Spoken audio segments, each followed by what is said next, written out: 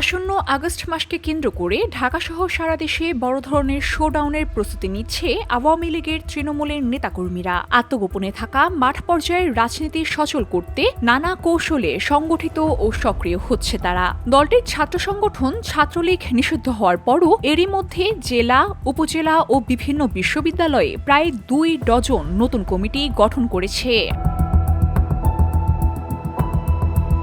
রাজনৈতিক মহলে আলোচনা রয়েছে, গত ফেব্রুয়ারিতে ত্রয়োদশ জাতীয় সংসদ নির্বাচনে জিতে বিএনপির সরকার গঠনের পর থেকেই আওয়ামী লীগের নেতাকর্মীদের মধ্যে কিছুটা চাঙ্গা ভাব দেখা যাচ্ছে।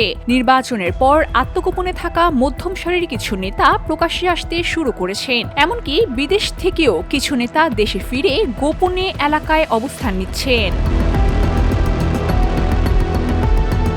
বিশ্লেষকদের মতে আওয়ামী লীগ ও তাদের মিত্রদের মূল টার্গেট এখন সাবেক প্রধান উপদেষ্টা ডক্টর মোহাম্মদ ইউনূস। তারা মনে করছেন আন্তর্জাতিক অঙ্গনে গ্রহণযোগ্য এই ব্যক্তিত্বের বিরুদ্ধে সামনে সংঘবদ্ধ অপপ্রচার আরও বাড়তে পারে। মূলত ডক্টর ইউনূসের সংস্কারমুখী অবস্থান এবং ভারতীয় আধিপত্যবাদের বিরুদ্ধে কঠোর মনোভাবের কারণে তিনি ভারত ও আওয়ামী লীগের যৌথ টার্গেটে পরিণত হয়েছেন।